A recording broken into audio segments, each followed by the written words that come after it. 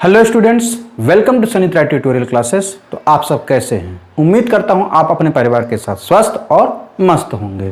तो चलिए स्टार्ट करते हैं आज का topic, stars and solar system. यानी इस चैप्टर में हम लोग ये जानेंगे कि आखिर स्टार्स क्या हैं, सोलर सिस्टम क्या है, गैलेक्सी क्या है और ये हमारे आसपास के यूनिवर्स में क्या करते हैं। तो चलिए सबसे पहला टॉपिक ही उठाते हैं, यूनिवर्स। एक्चुअल में होता है कि यूनिवर्स क्या होता है। तो हम बच्चों अपने आसपास के सराउंडिंग्स में, विशेषकर अपने अर्थ के बाहर, सराउंडिंग मतलब अपने लोकल एरिया में नहीं बल्कि अपने अर्थ के बाहर, आप जब स्पेस में जाते हैं तो वहां पर आप स्पेस में आप क्या क्या देखते हैं? मून्स देखते हैं, प्लैनेट्स देखते हैं, सन्स देखते हैं, स्टार्स देखते हैं, गैलेक्सीज देखते हैं, everything that are present out of the world of your earth. यानी आपके अर्थ के बाहर का हर वो चीज जो आपके स्पेस में प्रेजेंट है, all these things are belong to the universe. मतलब आपके अर्थ के बाहर सूरज, चांद, तारे, प्लैनेट्स, गैलेक्सीज, ये सब जितने दिखाई देते हैं, यानी ये सभी कुछ क्या कहलाते हैं? यूनिवर्स कहलाते हैं। तो स्टूडेंट्स, अब हम लोग ये जानेंगे कि आखिर जिस यूनिवर्स के बारे में हम इतना पढ़ रहे हैं, तो आखिर ये यूनिवर्स बना कैसे? बड़ी इंटरेस्टिंग कहानी है। तो बच्चों, यूनिवर्स की जो ओरिजिन मानी जाती है वो बिग बैंग थ्योरी से मानी जाती है। किससे मानी जाती है? Big bang theory. अब आप कहेंगे सर ये थ्योरी क्या है? तो बिग बैंग थ्योरी ये कहता है कि आज आप जितने प्लैनेट्स, प्लैनेटरीज, सन्स, स्टार्स देख रहे हैं, दरअसल में वो इनिशियली कुछ नहीं था, बल्कि वहां पर पूरे यूनिवर्स में क्या थे? केवल और केवल हाइड्रोजन गैसें थी। क्या थी? केवल और केवल हाइड्रोजन गैसें थी। और वो गैसें पूरे यूनिवर्स में थी बहुत ज्यादा मात्रा में। यानी हम ये कह सकते हैं whole universe is like a gaseous giant globe. बहुत बड़ा गैस का ऑब्जेक्ट था। अब होता यह है कि जब बहुत सारे गैसेस ऑब्जेक्ट थे तो गैसों का प्रेशर अंदर की तरफ, जाहिर सी बात है, अब ये गैस जितने भी रहेंगे, अगर किसी कमरे के अंदर गैस भर दिया जाएगा तो कमरे के अंदर गैस का प्रेशर बढ़ेगा कि नहीं बढ़ेगा? उसी तरह से ये सारे गैस के प्रेशर अंदर की तरफ बढ़ने लगे। और जब ये अंदर की तरफ बढ़ने लगे तो इस गैसियस जाइंट ऑब्जेक्ट का कोर घूमने लगा। और जब गैसियस जाइंट ऑब्जेक्ट का कोर घूमने लगा तो ये और गैसों को अपने केंद्र में, अपने सेंटर में सिकोड़ने लगा। और चूंकि हम सभी जानते हैं सभी गैसें कौन सी हैं? हाइड्रोजन। तो जब सभी गैसें एक निश्चित लिमिटेशन पर धीरे धीरे सिकुड़ती चली गई तो ये गैसें गर्म होती चली गई। और जब ये गैसें गर्म होती चली गई तो गर्म होते होते होते होते एक सिचुएशन ऐसा आया कि इन हाइड्रोजन गैस में इंटरनल हीट एनर्जी की वजह से खुद में ही क्या हो गया? एक बहुत बड़ा ब्लास्ट हुआ।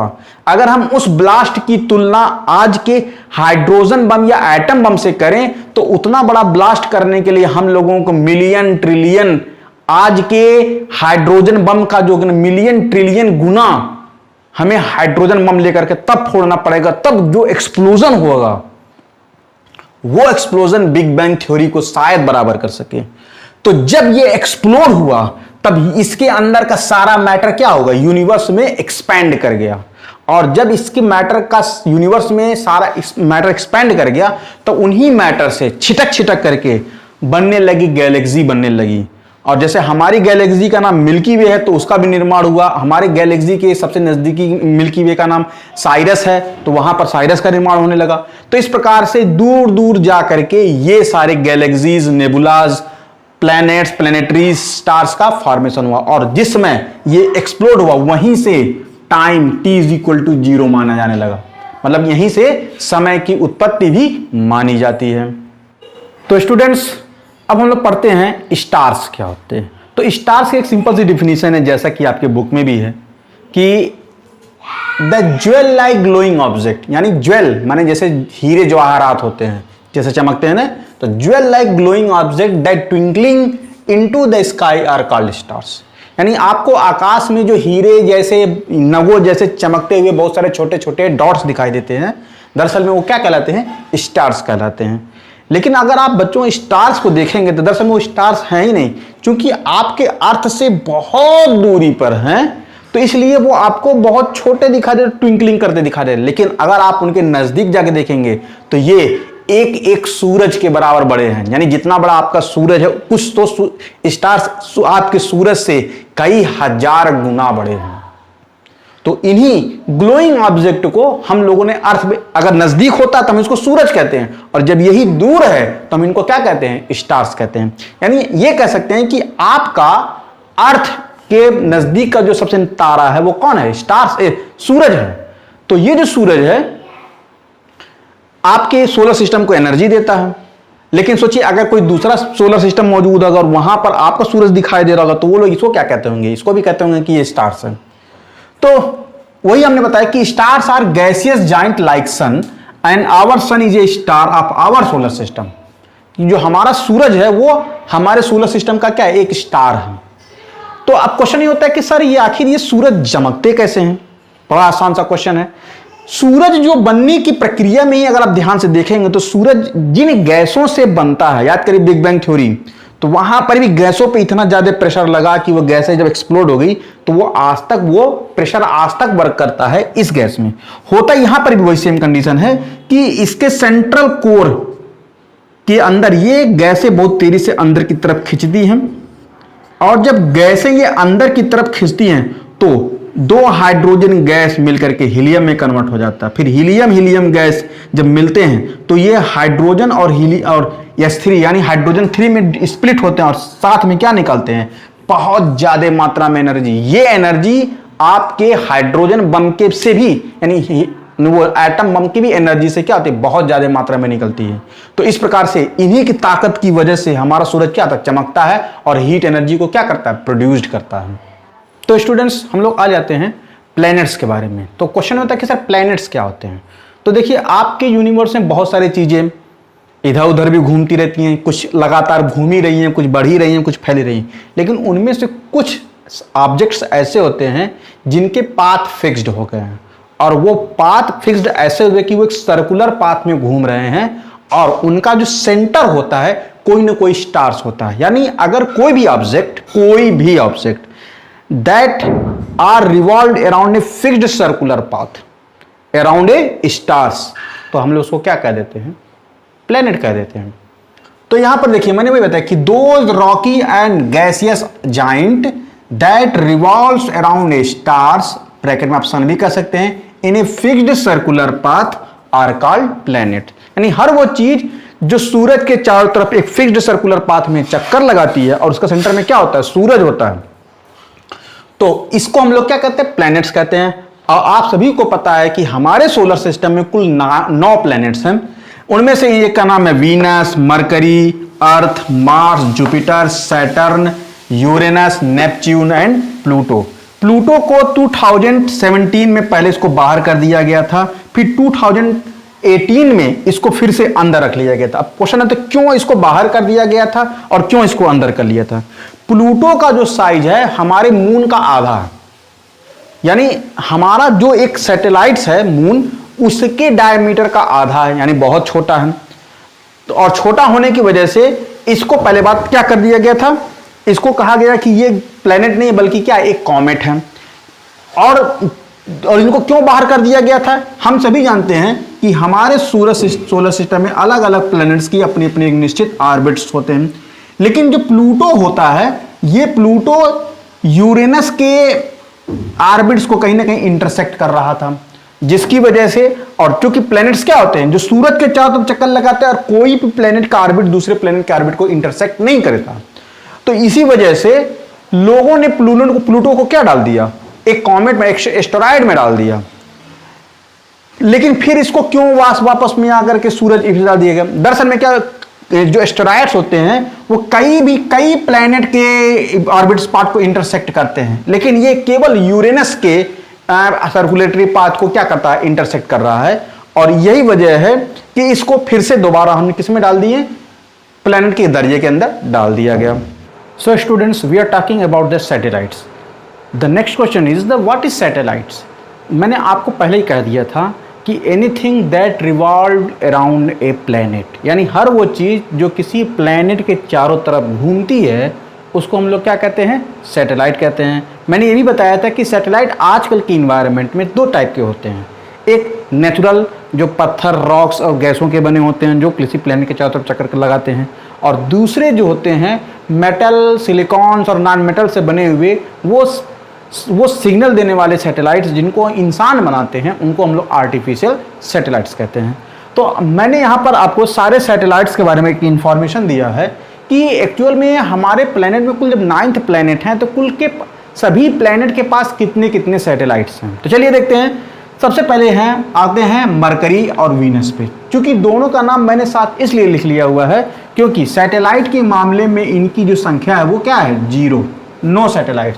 मतलब अगर संजोग से अगर इनके प्लेनेट पे अगर लाइफ होता तो शायद ये लोग किसको देख करके दिवाली मनाते, किसको देख करके पूर्णिमा मनाते हैं, और किसको देख करके क्या क्या मनाते। शायद इनके पास ऐसा कोई नहीं था, इस नाते ईश्वर ने इनको सैटेलाइट ही नहीं दिया। अब आ जाते हैं अर्थ।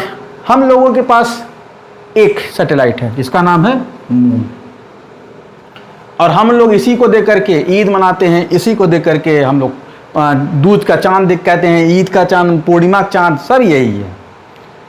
अब क्वेश्चन होता है कि सर इंटरेस्टिंग बात क्या है, तो मैं आपको बता देता हूं। मून एकमात्र ऐसा सैटेलाइट्स है आपके अर्थ का जिस पर जो ग्रेविटी है आपके अर्थ की ग्रेविटी का 1/6 है। मतलब अर्थ की जितनी ग्रेविटी है उस ग्रेविटी का 1/6 यानी एक छठा पोर्शन। जैसे एग्जांपल के तौर पर मैं अगर ये कह दूं कि सपोज दैट अगर आपका वजन धरती पर 36 kg है, ठीक, अर्थ पे आपका कितना वजन है, 36 kg, और अगर आप ही का वजन मैं मून पे जाके मेजर करूं तो आपका वजन आपके वर्तमान मास का कितना हो जाएगा, 1/6 हो जाएगा, मतलब 6 किलोग्राम। यही वजह है बच्चों की जो एस्ट्रोनॉट सैटेलाइट मून पे जाते हैं तो देखिए वो लंबे लंबे क्या करते हैं, जंप लेते हैं, बिकॉज ऑफ उनका वजन हल्का हो जाता है।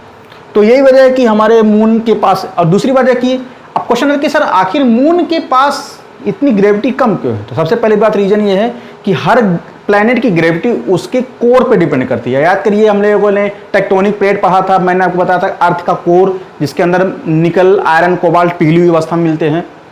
तो वहां पर वो जो पिघला हुआ स्टेट है वो ठंडा हो चुका है, और जब ठंडा हो गया तब उसकी ग्रेविटी फील्ड क्या हो गई, कमजोर हो गई, जिसकी वजह से मून्स पर न हवा है, न पानी है, न कुछ है। That's the reason. दूसरा है मार्स। मार्स देखिए बच्चों, मार्स एक ऐसा सैटेलाइट, एक ऐसा प्लैनेट्स है जिनके पास अपने 2 प्लैनेट्स हैं, 2 सैटेलाइट्स हैं, एक है फोबोस और एक डायमोस, 2 सैटेलाइट्स। शायद यही वजह है कि अर्थ के जो सबसे सिमिलर है वो मार्स है, इसी वजह से सारे सैटेलाइट यहां पे जाना चाहते हैं। तीसरा सैटेलाइट है जुपिटर, सबसे मिस्टीरियस और सबसे जाइंट प्लेनेट, सबसे बड़ा giant planet, mysterious planet Jupiter. मैंने मिस्टीरियस क्यों कहा, क्योंकि ये इतना बड़ा सैटेलाइट, ये इतना बड़ा प्लेनेट है कि ये पूरी तरह से हीलियम, हाइड्रोजन और यहाँ पर सल्फर डाइऑक्साइड का एक कंडेंस, वो बहुत बड़ा प्लेनेट है। बहुत सारे पहले साइंटिस्टों ने, अभी कुछ दिन पहले कैसिनी एक सैटेलाइट्स थी, तो अमेरिका ने कैसिनी सैटेलाइट्स को जुपिटर पर प्रोजेक्ट किया था, गिरा दिया था। तो जब गिरा दिया था तो लोगों ने यह अनुमान लगाया था कि चूंकि कैसिनी, मैंने जुपिटर हमारा हीलियम और हाइड्रोजन का बना हुआ एक प्लेनेट है, अगर कहीं कैसिनी के जिसके अंदर न्यूक्लियर रिएक्टर हैं अगर वो जुपिटर से टकरा जाते हैं तो कहीं ना कहीं जुपिटर में फिर से न्यूक्लियर फ्यूजन रिएक्शन शुरू ना हो जाए। और अगर ऐसा हुआ तो हमारे प्लेनेट पर, हमारी सोलर सिस्टम में 2 सूर्य हो जाएंगे, एक हमारा जुपिटर जो बन जाएगा और एक हमारा जो सूरज है ही, लेकिन संयोग से भगवान की दया से वो बना नहीं। उसके बाद जुपिटर के पास जो सैटेलाइट की संख्या देखते हो केवल कुल कितनी है, 53। सोचिए 53 सैटेलाइट्स, ये नोन है, वेल डिफाइंड है, सर्कुलर हैं, और इन्हीं में से एक सैटेलाइट है यूरोपा। मैंने आपको लास्ट वीडियो में बताया था कि यूरोपा एक ऐसा सैटेलाइट है जहां पर पानी पाया जाता है, यानी वहां पे पानी के बड़े बड़े समुद्र हैं, और वो कौन से स्टेट में, फ्रोजन स्टेट में है। अब आपके मन में खोलने के साथ इसमें 26 प्रोविजनल सैटेलाइट। अब आपने सर सैटेलाइट तो समझ में आ गया, प्रोविजनल सैटेलाइट्स क्या होते हैं। प्रोविजनल सैटेलाइट्स वो सैटेलाइट्स होते हैं जो सैटेलाइट्स की तरह नहीं होते, मतलब normal spherical shaped, but they are in the rocky, किसी भी डिफॉर्म शेप का, मुड़े तुड़े फॉर्म का कोई भी ये पत्थर जो अगर किसी प्लैनेट के चारों तरफ चक्कर लगाता है तो उन्हीं सैटेलाइट्स को क्या नाम दिया गया? Provisional satellite. और इनकी संख्या कितनी है? 26। अब क्वेश्चन ये होता है कि आखिर जुपिटर के पास 53 सैटेलाइट्स कैसे हैं? तो इसके पीछे साइंटिस्टों ने एक रीजन बताया था। उन्होंने कहा था जुपिटर और सैटर्न के बीच में एक प्लैनेट हुआ करता था। क्या हुआ करता था? प्लैनेट हुआ करता था। और चूंकि जुपिटर की ग्रेविटी फील्ड इतनी ज्यादा होती थी और सैटर्न की ग्रेविटी फील्ड बहुत ज्यादा है, तो जुपिटर और सैटर्न क्या करके एक प्लैनेट को क्या कर दिए? कई टुकड़ों में तोड़ दिए। और जब कई टुकड़ों में तोड़ दिए तो आधे इधर जाओ और आधे इधर आ जाओ। यही वजह है कि जुपिटर के पास भी अगर 53 सैटेलाइट्स हैं तो शायद सैटर्न के पास भी 53 कंफर्म सैटेलाइट्स हैं, यानी इनका तो गिना गया है। और इनके पास 9 प्रोविजनल सैटेलाइट, मतलब वही टुकड़े कुल 9 हैं। उसके बाद है बच्चों यूरेनस। ये भी याद करिए बच्चों, जुपिटर, सैटर्न, यूरेनस, नेपच्यून, ये सभी गैस जाइंट हैं, ये सभी गैस से बने हुए हैं। यूरेनस के पास 27 सैटेलाइट्स हैं और नेपच्यून के पास कुल 13। चलिए सबसे इंपॉर्टेंट बात बताता हूं, प्लूटो, जिसको 2018 में प्लैनेट की कैटेगरी से निकाल दिया गया था, फिर वापस रख लिया गया है। अब इस सैटेलाइट्स के अंदर टोटल 5 प्लैनेट्स सैटेलाइट्स देखे गए हैं, गिने गए हैं। और इनमें से जो सबसे इंटरेस्टिंग बात निकल के आती है वो है कैरोन। कैरोन एक ऐसा सैटेलाइट है जिसका आकार प्लूटो से भी बड़ा है। जी हाँ बच्चों, प्लूटो से भी बड़ा है। और ये दोनों प्लैनेट एक दूसरे के चारों तरफ क्या करते हैं? चक्कर लगाते हैं। तो इस नाते इस चूंकि प्लूटो एक ड्वार्फ प्लैनेट है, वो छोटा प्लैनेट है, तो इस नाते इसको डुअल ड्वार्फ प्लैनेट भी कहते हैं। क्या कहते हैं? Dual dwarf planet. तो स्टूडेंट्स आ जाते हैं हम लोग मून्स के ओवरव्यू के बारे में, मतलब हमारा जो सैटेलाइट है उसके बारे में हम क्या क्या जानते हैं, इसके एक ओवरव्यू के बारे में। तो अभी हमारे देश ने अभी कुछ महीनों पहले एक सैटेलाइट भेजा था जिसका नाम था चंद्रयान 2। इसके पहले इंडिया ने एक सैटेलाइट भेजा था चंद्रयान फर्स्ट, जिसका काम था कि वो जो चंद्रमा के ऑर्बिट में चक्कर लगाएगा। इस बार काम इनका थोड़ा बढ़कर था कि वो चंद्रमा के ऑर्बिट में चक्कर लगाए और प्लस उसका एक सैटेलाइट निकल करके चंद्रमा की अर्थ पर उतर करके वहाँ पर वो करे, सर्फिंग करे। उनका ये उद्देश्य था। लेकिन बहरहाल सैटेलाइट तो घूमता रहा, लेकिन लैंड होते समय वो विक्रम लैंडर की क्या होगी? क्रैश लैंडिंग हो गई, जिसकी वजह से हमारा यह अभियान असफल रहा। तो चलिए आइए देखते हैं मून्स के बारे में हम लोग क्या क्या जानते हैं और क्यों दुनिया का ध्यान मून की तरफ भटकता है।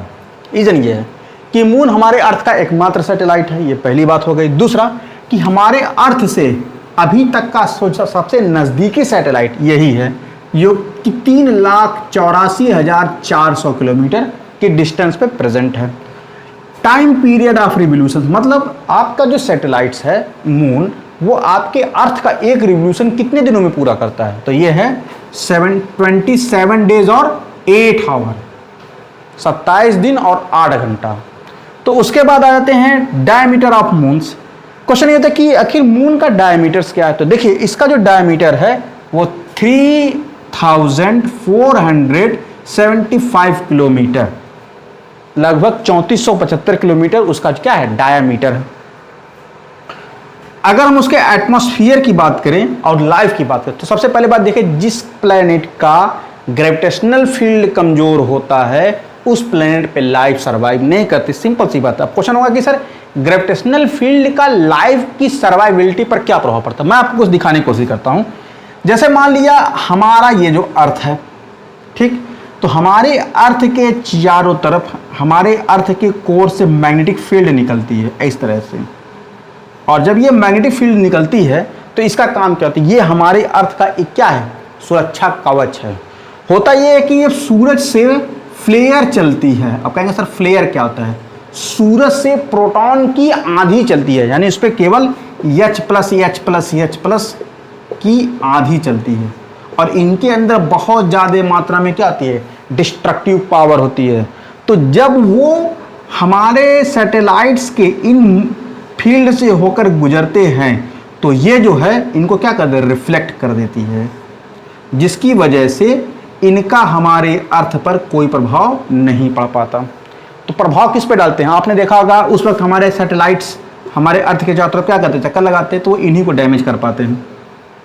तो अगर हमारे अर्थ के चारों तरफ सैटेलाइट्स है, मतलब मैग्नेटिक फील्ड है, तो वो मैग्नेटिक फील्ड हमको क्या करती है, बचाती है।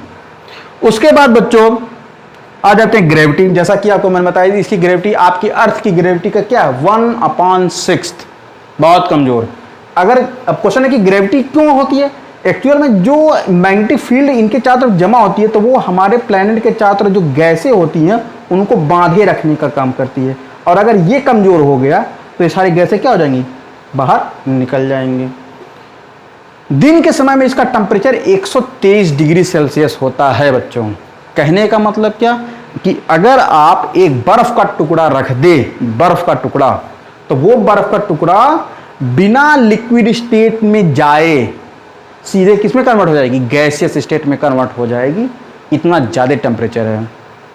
दूसरा चीज, नाइट और रात का टेम्परेचर इतना कम है कि ये आपके ब्लड के अंदर जो वाटर है, जो आपके वेन और आर्टरीज में जो लिक्विड है, वो उनको क्या कर देगी, जमा के रख देती है, इतना ठंडा होता है। तो ये सब है बच्चों मून के बारे में हमारी जानकारी। तो स्टूडेंट उसके बाद आ जाते हैं फेजेस ऑफ मून के बारे में, कि एक्चुअल में मून के कुल कितने फेज होते हैं। तो देखिए बच्चों मून के फेज क्या होता है पहले समझिए। देखिए हम सभी जानते हैं हमारे प्लेनेट के चारों तरफ मून क्या करता है, चक्कर लगाता है, और जब मून चक्कर लगाता है तो उस मून को सूरज इधर से क्या करता है, रोशनी देता है, और वो रोशनी जब रिफ्लेक्ट होकर के हमारे अर्थ पर पड़ती है तब हम लोग कहते हैं कि चांद चमक रहा है, लेकिन चांद के पास अपनी रोशनी नहीं होती है। तो होता यह है कि जब ये मून चक्कर लगाता है तो उस मून पर सूरज की रोशनी और अर्थ की छाया पड़ती रहती है, और जिसकी वजह से मून के अलग अलग फेज दिखते हैं, यानी उनका अलग अलग रूप दिखता है। तो उसी को हम लोग कहते हैं फेजेस ऑफ मून। जैसे जो न्यू मून जिसको कहते हैं, जो हमें अक्सर करके अमावस्या की रात को दिखता है, जैसे हम अमावस्या की रात को क्या दिखता है, काला दिखता, आसमान दिखता, कुछ नहीं दिखता। अब क्वेश्चन होता है कि क्यों नहीं दिखता। दरअसल में क्या होता है कि उस वक्त मून जो होता है अर्थ और सन के बीच में आ जाता है। जब जाहिर सी बात है अर्थ और सन के बीच में आ जाएगा तो वो हिस्सा क्या देखेगा, अब जाहिर सी बात है जो हिस्सा सूरज की तरफ होगा तो चमकेगा, लेकिन जो हिस्सा अर्थ की तरफ होगा वो क्या होगा, डार्कर होगा। इस नाते हमें उस दिन सूरज चांद दिखाई नहीं देता है, और जिसकी वजह से उसको डार्कर मून भी कह सकते हैं या न्यू मून भी कहते हैं। दूसरा है वैक्सिंग क्रीसेंट। अब होता यह है कि जब ये मून हमारे अर्थ के क्वाड्रेट के हिस्से पे आता है, और जब क्वाड्रेट के हिस्से पर आता है तो ये जो अर्थ की छाया है वो मून से हल्की हल्की हटने लगती है। मानी जब वो इसी से इधर आता है तो जब वो हल्की हल्की हटने लगती है तो आपको एक कटा हुआ पतला सा हंसिए जैसे आकार का एक चांद दिखाई देता है, जिसको हम लोग वैक्सिंग क्रीसेंट कहते हैं। ये अक्सर करके ईद का चांद भी आप लोग कहते हैं। उसके बाद आ जाते हैं फर्स्ट क्वार्टर, और जब मून के आधी हिस्से पर सूरज की रोशनी पड़ने लगती है तो उसका आधा हिस्सा चमकता है, और उस जब आधा हिस्सा चमकता है उसको हम लोग क्या कहते हैं, फर्स्ट क्वार्टर कहते हैं। और जब मैक्सिमम आधे से ज़्यादा हिस्से के ऊपर रोशनी कम पड़ने लगता है और यह सूरज हल्का सा, चंद्रमा हल्का सा एलिप्टिकल दिखाई देता है, इसको हम लोग क्या कहते हैं, वैक्सिंग गिब्बन कहते हैं। और जब पृथ्वी की ये भी छाया निकल जाती है और सूरज के सामने ठीक हमारा मून आ जाता है तो उसको हम लोग फुल मून कहते हैं या पूर्णिमा कहते हैं। That's all.